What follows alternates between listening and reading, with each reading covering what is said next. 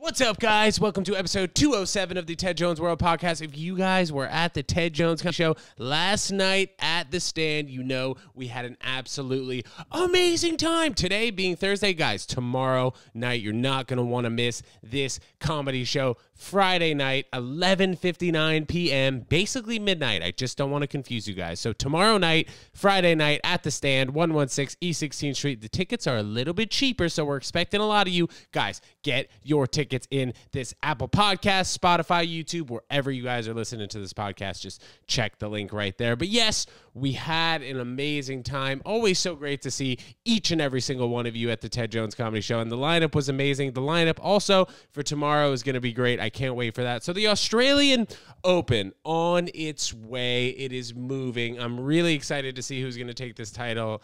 A ton of good matches. We've seen a lot of the younger guys. You're starting to finally see the guys who are under 25 years old really do damage in these Grand Slam tournaments. For no joke, like 8 years, it was just Rafa, Novak Djokovic, and Roger Federer, and then also a little bit of Andy Murray, but it was just consistently those four dudes who are always making the semifinals in these majors. And now it's going to be an exciting time to see really who pulls through and how young the new generation is. You know, Federer, 40 years old, and these young guys who are in the top 10, they're like 22, some of them 21. But it's crazy because tennis is really an age where you are peaking from like the ages of 21 to 27. And then when you hit 30, you're considered like a little bit older in the game. Like Roger Federer, obviously a unicorn. You know, nobody plays tennis until they're 40 years old. And also Tom Brady, exactly a unicorn in that, you know, nobody plays football past the age of 42. That's crazy. Tom Brady may retire. Guys, this weekend was the craziest weekend of sports. For sure. In terms of, I mean, football, all four divisional games went to the wire, had like you can call them buzzer beaters. I said, yeah, why not call them buzzer beaters? And then maybe they might be changing the rules to overtime because when Kansas played the Bills, you know, it was like first to score in overtime or first to score a touchdown at least. And that's like, I don't know, that's not fair, not exciting. And it's whoever wins the coin toss and then scores a touchdown, they win. Just like doesn't make sense. Like I don't know why they would have that, especially in a game that's like 3.5 hours. It comes down to a wire and it's just based all on luck. That's a little weird. Like I've spoken about, I mean, we'll refer back to tennis. I've spoken about how men in Grand Slams, for those of you who don't know, it's the U.S. Open, French Open, Wimbledon, and the Australian Open are the four Grand Slams. In the Grand Slams, men play 3 out of 5 sets, and each set could last around about an hour. I'd say the average set is anywhere from probably like 35 to 50 minutes, but some of these sets go like over an hour, like even an hour and 15 minutes long. And then when these guys are out here playing 5 sets, they're on the court for sometimes like over 5 hours. And then they're expected to play 40 hours later, you know? So tennis, while it is grueling on the body, obviously football is too, but I think we need to find somewhat better rules in sports. You know, I see that the AAA in baseball, they're going to start using umpires behind the plate, like digital umpires. So basically, I think how it's going to work is they'll just have a strike zone, like a rectangular strike zone, and it'll just be easier for the pitcher and batter to get along easier with balls and strikes. You know, like all you have to do is just put it in that rectangle and it's a strike. And then if it's outside the rectangle, it's a ball. But I think, that was maybe like a little random tangent. But talking about tennis, the 5th set in Grand Slams, like to make it more exciting, we should play a tiebreaker to 21 points. Or maybe you play a tiebreaker to 11 points. But for these guys to play 5.5 hours and then they're getting paid the same as the women. This is a circumstance where women and men do get paid the same in Grand Slams, which is great. I think that's fine. But women are playing 2 out of 3 sets, which usually is a match that lasts 2 hours or under 2 hours. And then men, they're expected to play double the time. I don't know. It's just not fair. And I think it'd be more exciting if we put a tiebreaker for the 5th set, you know, not play to 6 games. Just do like I serve 1, you serve 2, 2, 2, 2, 2, 2, 2, 2, back and forth until one of those people gets to 21 points. I think that'll be more exciting. But the football was no short of excitement this weekend. It was amazing. Not really such a football guy, but I sat down, took the time to watch it a little bit with some of my boys, and that was dope. I was really impressed by how how football's doing. People freaking love football. I've talked shit about football here in the past, but hey, whatever. You know, it was fun a little bit. I just don't like it because, like, I don't know. I don't like seeing these 8-year-olds get lit up on the field, you know, playing pee-wee football. Like, that can't be good for a kid to just be getting hurt when they're 8 to 10 years old playing a sport.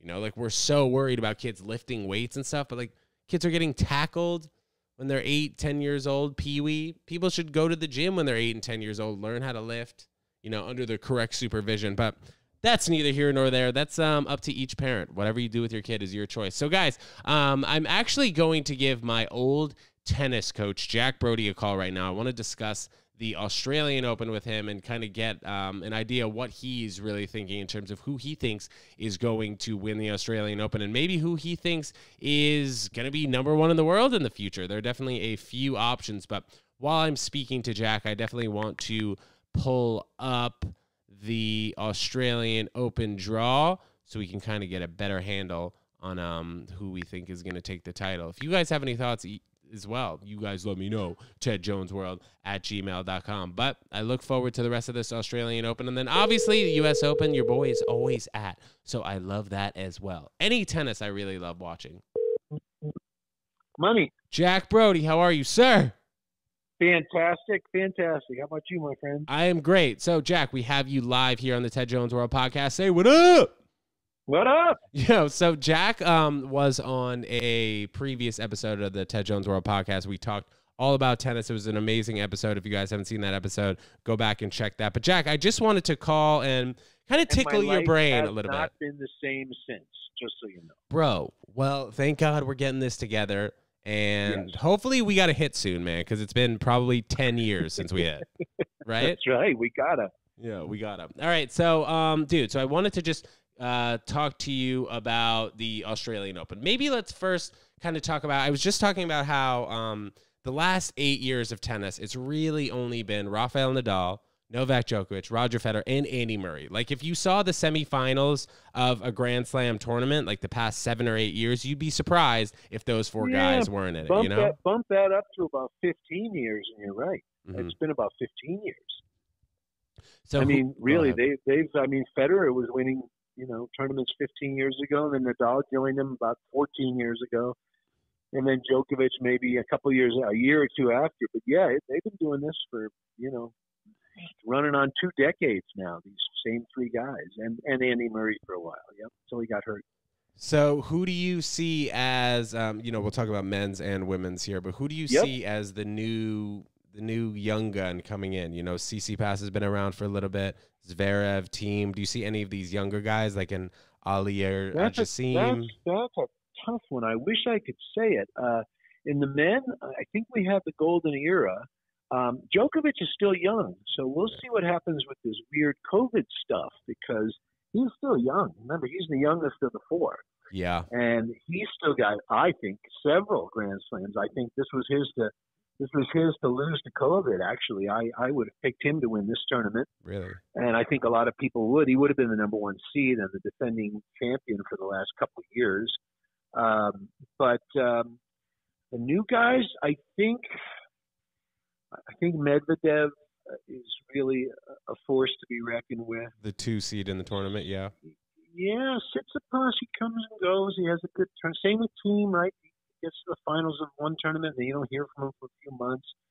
So I don't know if any of the other guys has the discipline. That's the one thing when you watch Djokovic and Federer and Nadal, they're so disciplined in what they do that they just, I mean, you have to club them to win a point. I mean, it's really hard to win a point off those 3 guys. They just don't miss for no reason. And the other guys are a little emotional. Like I said, not quite as disciplined with their strokes. So they come and go a little bit like the women, you know, and the women, it's really funny about the women, except for Ashley Barty all of a sudden starting to emerge. But for more than a decade, nobody won a tournament twice in a row. I mean, you know, no one won 2 tournaments in a row. You know, Halep would have a great tournament. Then Lisicki would have a great tournament. And Osaka had one great tournament. But nobody seems to be able to string it together in the women. And I think you're going to find that happen in the men again. So you mentioned, I think after these three guys, it might not be so dominant. So you mentioned Djokovic, being kind of young. Djokovic being 34. When do you think that the tennis game kind of revamped their age system? Because I remember, probably like 20 years ago, if you were 30 years old in the game of tennis, you were about getting ready to hang it up. You know what I mean? Yeah.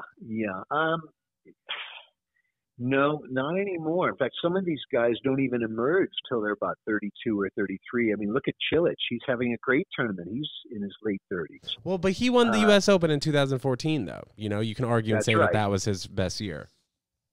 That's true, but he's still looking pretty strong. We got to the quarters this year. I mean, looks pretty good to me. Right. But no, like I said, these guys are so. I mean, Nadal, he's like a machine. But his body. But you're right. His body is starting to break down. He's my pick for this tournament, even though everyone else is saying Medvedev. Yeah, I'm going to go with Nadal because I think he's still mentally a force to be reckoned with, and I think he's going to be hurting after the tournament. He's probably hurting after last night's 5-setter. Yeah. I'm sure he's hurting after last night. In the press conference, Jack, by the way, Marin Cilic, round of 16 this tournament. But Rafael Nadal was talking about last night after the press conference 2 months ago, he had no idea if he was going to be able to compete at this Australian Open. And it's so crazy to see him compete at such a high level, Like, I remember back in the day, like when, I was playing with you and stuff, like if I had an injury, I wasn't even thinking about 2 months ahead and if I was going to be able to play that tournament coming up. But this guy's just he's been such a grinder for so many years, and people always are talking about, Nadal's going to get hurt. He can't last that long. It's this and that. And now, you see Nadal and you see Federer a little bit hurt. But I mean, Federer definitely, has a few years on Nadal. Yes, he does. And I think Federer's still going to play. I don't know if he has another me too. He's beautiful to watch. Yes. I hope he has another Grand Slam, and I probably don't think so. Right. Yeah. But Nadal, he is a force. I mean, you remember when you were out here on the West Coast. You remember Steve Foreman? I mean, Foreman played him at 14 years old in a big international junior tournament in Africa. And when he got home, I said, and Steve was number one in the country, Foreman. And I said, Steve, you could beat this. He said, this guy, Rafa, is unbelievable. And I said, you could beat him on a good day. He says, Jack, I could have the best day of my life. And he could have the worst day of his life. He could be sick. He said that to me. He says, this guy is unstoppable. So, and then I play now with a guy, Anton, here in Denver. I just moved out here. And I play with him every week or two, and he's from Belarus. He was number one in his country in the juniors. And he played Nadal. And he said, there's nothing like Nadal. So Nadal is really a special character. He's mentally so tough that I think if he can do it physically, I think he's got this Grand Slam and the French Open. So I think he'll beat all the records. That's what I'm. Yeah, I know, and it's all because of Djokovic stepping out because of COVID. I mean, I don't think these other tournaments. I mean, these Grand Slams, he's not going to be able to play the French. Their rules are kind of the same as Australia, maybe not as intense as the Australian COVID rules. Not looking good for Wimbledon. Yeah, we'll see. I mean, it's just it's not a good look for what Djokovic did, and he's not really speaking out about it. It's fine maybe that he's unvaccinated, in my opinion. But if he's going around acting like he is the only person who should have this special treatment at these tennis tournaments, I mean, dude, he's already number one in the world and he has so many titles. People treat him a certain way, and now he expects to get treated on top of that, even with more favor. I don't get it. I don't, it's such a weird world right now. I mean, look, you got basketball players, that guy Ennis. He's speaking out, and Kyrie Irving. and Aaron Rodgers, right? He's kind of similar in a way. So I just it's hard for me to say because I wouldn't be that vehement about I mean, if I was a tennis player, I guess I'd get the vaccine because you got it. I mean, I didn't want to get the vaccine personally, but I had to go to New York a while back and visit my mother and put her, take care of her a little bit, and. I was like, well, too bad. I'm getting the vaccine. I got to get the vaccine because I want to see my mom. Right. So, but some of these guys, I don't know what to say. You don't know whether to salute them for being independent thinkers and blah, blah, blah, or to criticize them because, you know, why buck the system type of thing. So it's just, I won't say, you know what I mean? I won't say because everyone's different and every person's an individual, and I guess they have to follow their own. They got to march to their own drum. I don't know what to say about Djokovic. You know what's different about Djokovic and just like your regular American who doesn't want to get vaccinated is that I believe Djokovic never really was like a vaccine guy, never was getting the flu shot year over year. But also, there's something to be said about the health of Djokovic. You know, Djokovic is one of the premier fitness guys in the entire sports industry. You know, and don't forget, a year ago he got COVID. So he says, I've got the, and a lot of, you know, like I said, I don't want to get political, but a lot of doctors, scientists go, well, once you get it, you have the antibodies, and that's better than a vaccine. So, and you're right, Djokovic is really finicky, isn't he? I mean, look at his diet. Dude, nobody goes out and does their sport for 5.5 hours and then comes back on the court 40 hours later and dominates. You know what I mean? Yeah. I know. I mean, Djokovic is definitely an interesting character, right? I mean, he lived in the shadow of when you and I were working out, right? When we were doing our thing out here. You remember Djokovic was living in the shadow of Nadal and Federer, yeah, right? I mean, he was the stepchild, and then all of a sudden, you got to give the guy some credit. He changed his diet. He did this. He did everything he had to beat what everyone thought were the two greatest players of all time, two Michael Jordans in tennis. Somehow, I still can't believe Djokovic was the one who ended up dominating for a decade. You have to give the guy credit. He's not anyone's favorite player that I know of. Right. Everyone seems to either love Rafa or Roger, me included. I'm a big Roger fan. You know that, Teddy. And but you gotta give Djokovic his due. I mean, you can't not respect him. I mean, you know, kind of like Kobe or LeBron. You might hate one of those guys, but you got to give them their respect because they will always do. Mm-hmm. Absolutely. And, all right, and that's Novak, you know. I hear you. Well, I mean, I'm very curious to see what happens on these upcoming Grand Slams because, and also if Nadal wins this tournament and then wins the French, like what are us Federer and, you know, some Djokovic fans going to say? You know, you can't say that Nadal's not the greatest of all time if he does something like that. But I mean, when you have 13 French Opens, it seems as if he would be considered maybe one-dimensional, you know, when he's not able to do kind of the same thing at Wimbledon, but I mean, just winning that many titles and that much consistency. Djokovic has that much consistency over his career during some points. Federer as well. But, I mean, you're looking at a Nadal and you're like, all right, since this kid was 17 years old, even 16 years old, coming on beating Carlos Moya, you know, Djokovic didn't have something like that in the beginning of his career. Federer, you know, beat Sampras, of course, at the time in his career. But Nadal's been winning the French since he was like 18. Unheard of. Yep. So, it is unheard of. Yeah. It is. Well, you know, all I can do is I keep looking at the draw, and I keep looking at the top half of the draw, and it looks so strange to me because in the quarters you would have had Nadal, Djokovic. That would have changed the whole tournament. Mm-hmm. But, you know, the only thing I will say is you do see a lot of new players and even old players like Monfils. You know, they're all getting to the quarters, and that's partly because you don't have Federer and Djokovic in this tournament. And like I said, in some ways it's good. People want to see new people, but me, being a purist that I am, I want to see the best players in the world. So, of course, I was disappointed when I saw that draw go from Djokovic to a qualifier. Mm-hmm. you know, that little space was filled by a Q. And I'm like, oh, my God, what a difference to have a no-name. I still don't even know who filled his place. Mm-hmm. I can't remember his name, but instead of world number one and last year's reigning champion of the Australian Open. It really messed up. All I can say is maybe the French and Wimbledon will be better, even if Djokovic is out, because the draw won't be so strange.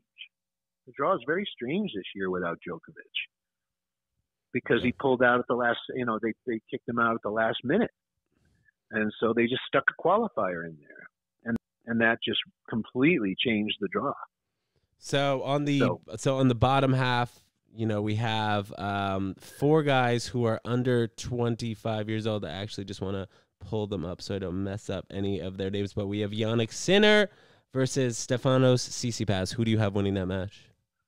You know what? Everyone's going Tsitsipas. I've seen Tsitsipas live. I've seen Sinner live. I'm going to go with. I'm going to buck the trend on this one. I'm going to go Sinner. Let's go. They were saying, dude. They were Sinner. saying on ESPN that, or Darren Cahill was saying that this guy, he has all the tools to be the #1 player in the world. I mean, he just needs to get more pop on that serve, and then he's just so solid from the ground. And Tsitsipas, when I saw him a couple of times, he comes and goes a little bit mentally, and you know, I just don't know. I think he takes his forehand a little early out of the pocket, so not quite as big a pop as some of the other players who catch it a little later and get a bigger pop on the ball. I'm going to go with Sinner, and I think Berrettini is a force. He's fun to watch. Yeah. That was an incredible match with Nadal, but I don't know. Somehow Nadal pulled it off after losing the third and fourth sets. I thought he was done, but you know, like I said, Nadal is mentally, he's ridiculous. He's you're talking about you're talking about Nadal versus Shapovalov that just happened. Shapovalov, yeah. Shapovalov. He's incredible. I think these two Canadian guys, Shapovalov and Auger Aliassime, are going to be top 5 players in the world sooner rather than later. Yeah, I actually saw Auger Felix. I saw him beat Tsitsipas over at Indian Wells.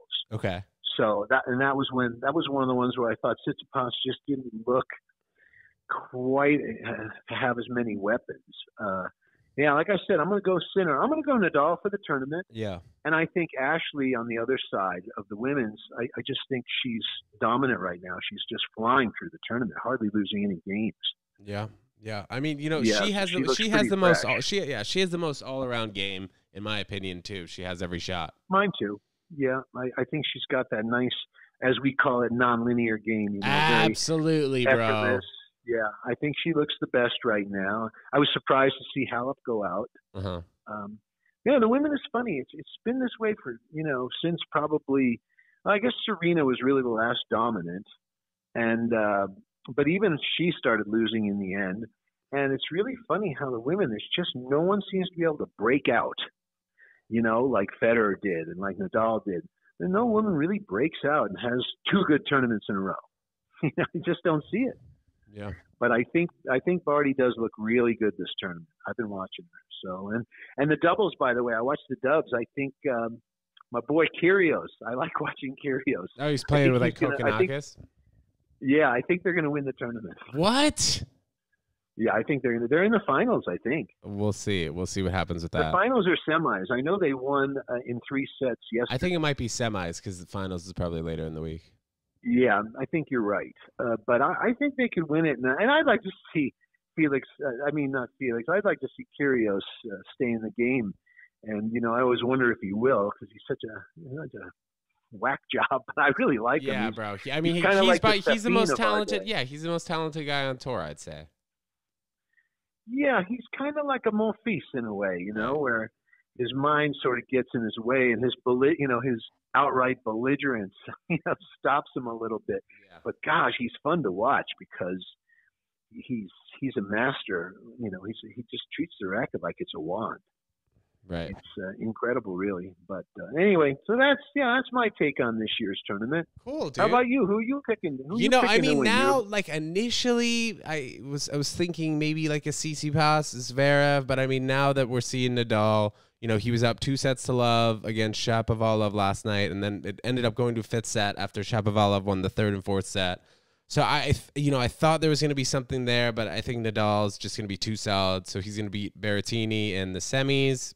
Probably it was probably last night as I'm recording this, and it's going to be probably Nadal versus Medvedev in the finals. And I agree. I think it's going to be Nadal and Ashley Barty, yes, on the other side. Yeah, that's what I'm calling. But I'd sure like to see Sinner pull the upset because I think he will. I think he can. Yeah. And I think it's going to be a fun match. And he is fun to watch, Sinner. He really is.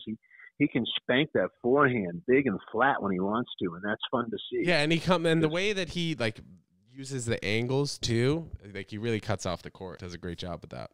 Yeah, he really does. He's fun. Yeah, I've been watching him for over a year now, and I'm thinking this guy's going to pull out, and he's going to definitely be top 10, and he's definitely there now. Yeah, for sure. Well, Jack. Good. I'm glad you're watching it. Absolutely, man. Thank you so much for joining us here on the podcast. Guys, anytime I just want to talk tennis, I call this guy Jack Broudy. He knows his freaking shit. Jack, why don't you plug your website really quick so everybody listening and tuning in can visit it? Well, I tune in 2 weeks because I have a website now, but we're going to the next level, bro. Let's go. And it's BroudyTennis.com, Broudy. Like I used to say in college, it's rowdy with a B. And it's Broudy, BroudyTennis.com. And you can look at it now, but in 2 weeks, it's going to be something really special, money. Cool. And, yeah, I'm looking forward to that as well. Can't wait for that. Jack, thank you so much for tuning in, man. I'll talk to you offline. No, it's my pleasure. So long. Peace, bro. All right, guys. Well, that was a nice little conversation there. Jack Broudy was on the Ted Jones World podcast. I had mentioned that to you guys earlier. I'm going to find out what episode because I forget which episode exactly. But Jack has coached the guys, the likes of Steve Johnson, Sam Querrey. If you guys don't know who those two guys are, huge American tennis players, have been top 20 in the world.